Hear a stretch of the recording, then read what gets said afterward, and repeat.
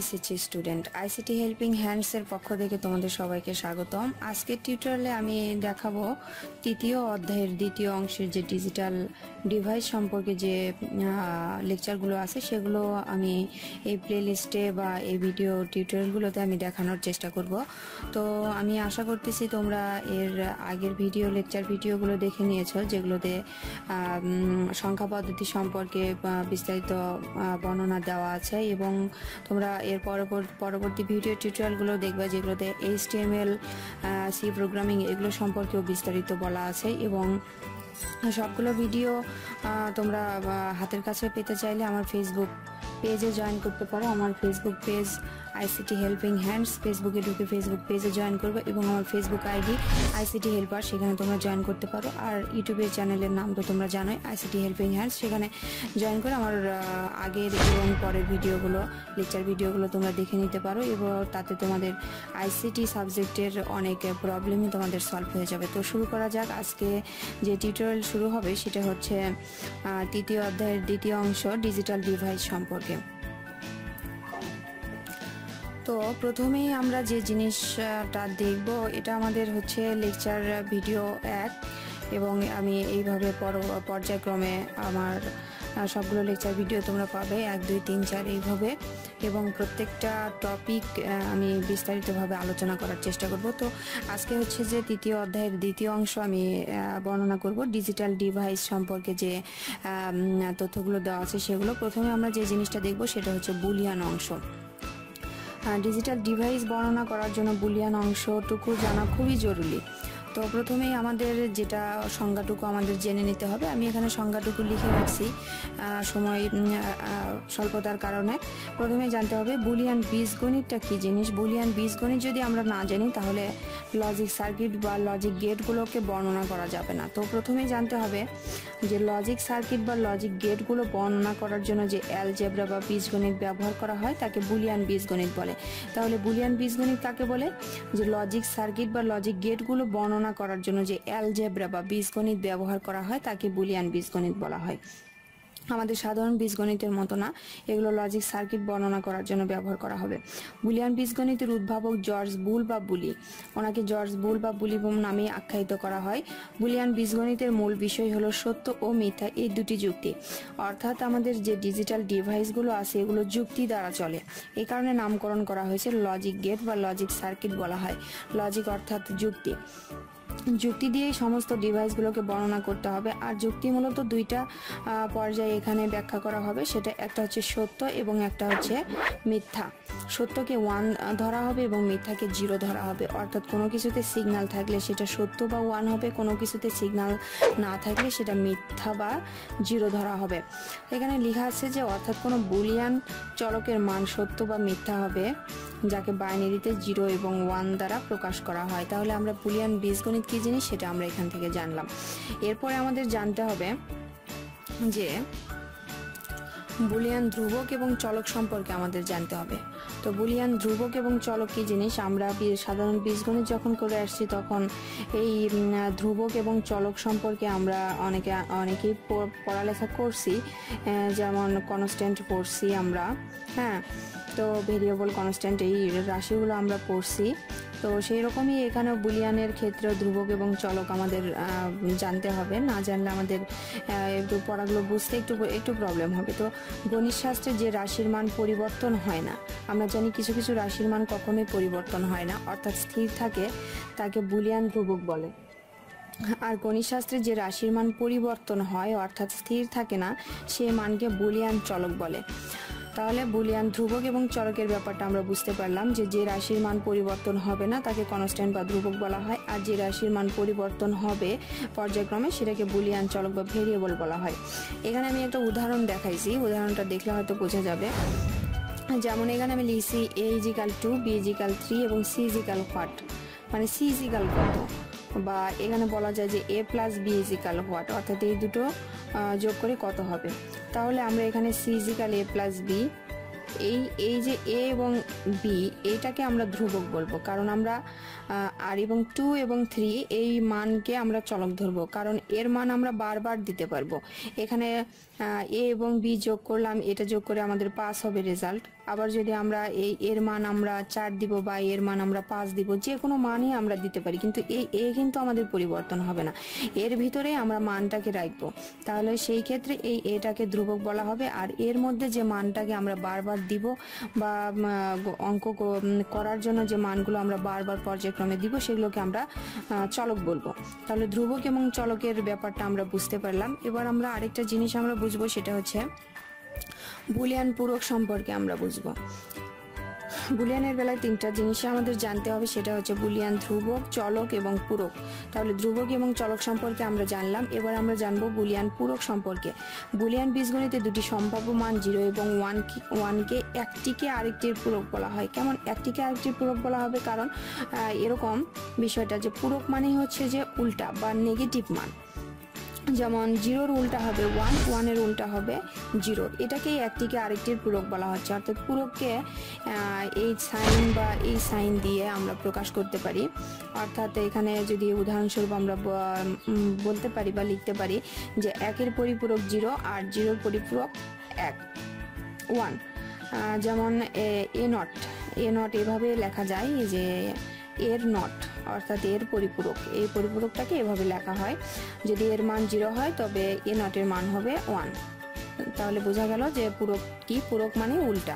এই পূরকের ব্যবহার আমরা পরবর্তীতে খুব ডিটেলস ভাবে আমরা দেখব। তো এই অংশে আমি শুধু থিওরিগুলোই দেখাবো। থিওরিগুলো জানা আমাদের খুবই জরুরি। ডিভাইস গুলো ব্যাখ্যা করার আগে থিওরিগুলো জানা আমাদের খুবই জরুরি, কারণ থিওরি না জানলে আমাদের ডিজিটাল ডিভাইসগুলো ব্যাখ্যা করা সম্ভব হবে না। তো এরপরে যেটা জানতে হবে, বুলিয়ান স্বতঃসিদ্ধ কি। বুলিয়ান স্বতঃসিদ্ধ কি?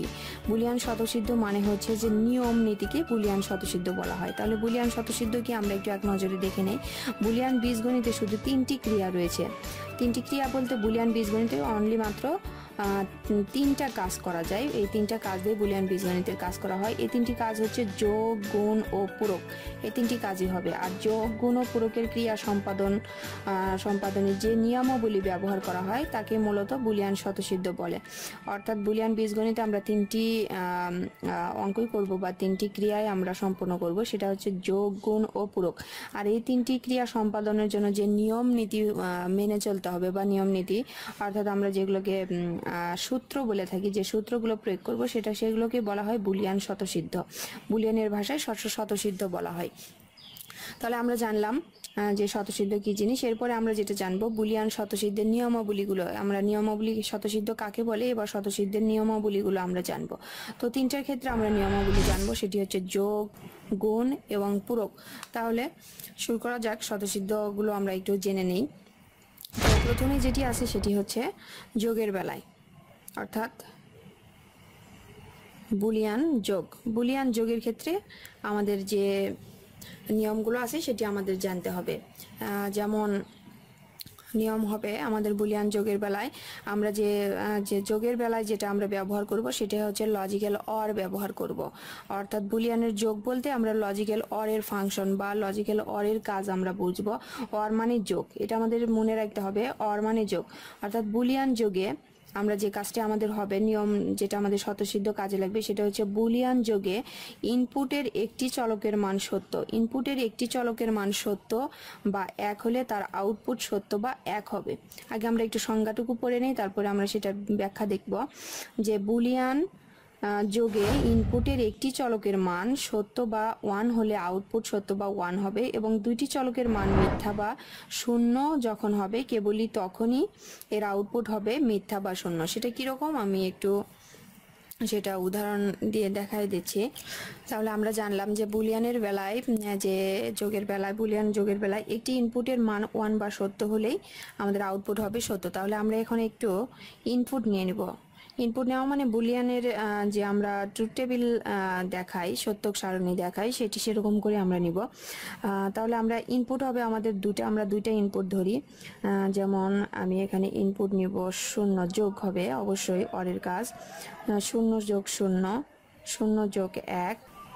হ্যাঁ, এরকম করে যদি আমি ইনপুটগুলো নেই, ইনপুট লেখার একটা নিয়ম আছে, এখানে ইনপুট দেওয়ার একটা নিয়ম আছে। নিয়মটা আমরা হয়তো এর আগে দেখে নিয়েছি যে ইনপুটও দিতে হয়।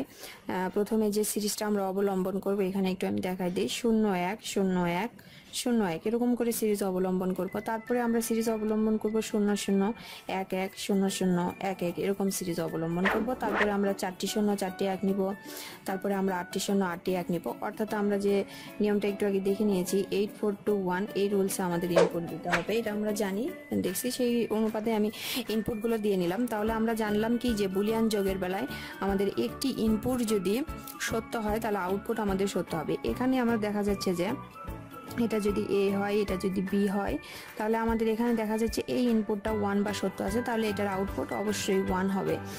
আবার এখানে দেখা যাচ্ছে যে এইটার ইনপুট অন আছে, তাহলে এটার আউটপুট অবশ্যই 1 হবে। আর এইটার দুইটাই অন করাই আছে, সত্য আছে, তাহলে অবশ্যই এটার আউটপুট সত্য বা 1 হবে। আর আমরা কি জানি যে যখন দুইটা ইনপুটই 0 হবে তখনই কেবল আউটপুট মিথ্যা হবে, অর্থাৎ 0 হবে। তাহলে আমরা বুলিয়ান যোগের বেলায় কি ঘটনা হলো সেটা আমরা এখন বুঝে নিয়েছি। প্রত্যেকটা ক্ষেত্রে লজিক্যাল অরের ক্ষেত্রে বা বুলিয়ান যোগের ক্ষেত্রে এই নিয়মটি ফলো করতে হবে। এরপরে আমাদের যেটা থাকলো সেটা হচ্ছে আমরা বুলিয়ান গুণনের কাজ দেখব, বুলিয়ান গুণ। তাহলে আমাদের 2 নম্বর টপিক হচ্ছে বুলিয়ান গুণ।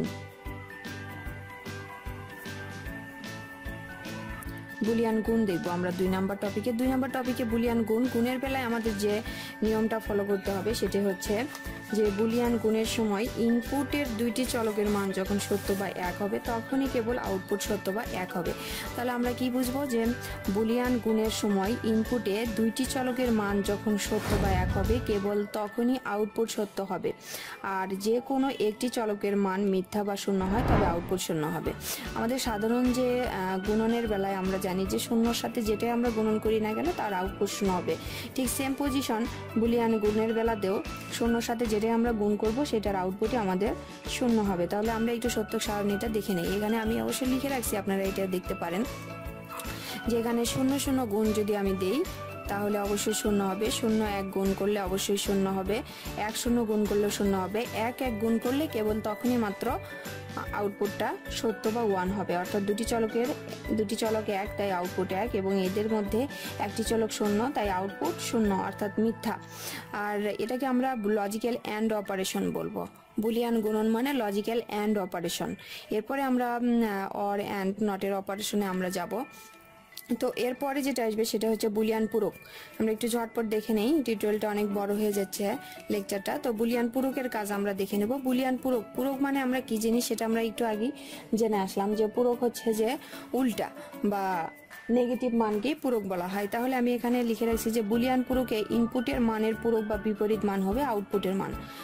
অর্থাৎ ইনপুটে 0 হলে আউটপুট হবে 1, আর ইনপুটে 1 হলে আউটপুট হবে 0। যেমন 0 দিলে 1, 1 দিলে 0, একে প্রকাশ করা হয় এই চিহ্ন বা এই পূরক চিহ্ন দ্বারা। আর এটিকে ব্যাখ্যা করব আমরা লজিক্যাল নট অপারেশনের দ্বারা। আমাদের যে লজিক্যাল নট অপারেশনের ব্যাখ্যা আমরা একটু পরে দেখব। এই যে বুলিয়ান পূরকের যে নিয়ম এটা আমরা লজিক্যাল নটের বেলায় প্রয়োগ করব, আমি এখানে লিখে রাখছি। তো আমরা এই যে জেনে নিলাম যে বুলিয়ান স্বতঃসিদ্ধগুলো আমরা জেনে নিলাম। তো এরপরে আমাদের লজিক সার্কিটগুলো যখন আমরা ডিফাইন করব তখন এই নিয়মগুলো কাজে লাগবে। তো আজকের লেকচার ভিডিও এই পর্যন্তই। পরের লেকচার ভিডিওর জন্য সবার নিমন্ত্রণ থাকলো। তো আমি আশা করব আমার ভিডিওগুলো দেখে তোমরা সাথে সাথে প্র্যাকটিস করে ফেলবে। প্র্যাকটিস করলেই যে কোনো বিষয় সহজ হয়ে যাবে। আর আইসিটি দেখে সবাই একটু ভয় পায়, ভয়ের কোনো কারণে আমার লেকচার ভিডিওগুলোর উপর চোখ রাখো, তাহলে সব কিছু সলভ করে দেওয়ার আমি চেষ্টা করব। সবাই ভালো থাকো, আল্লাহ হাফেজ।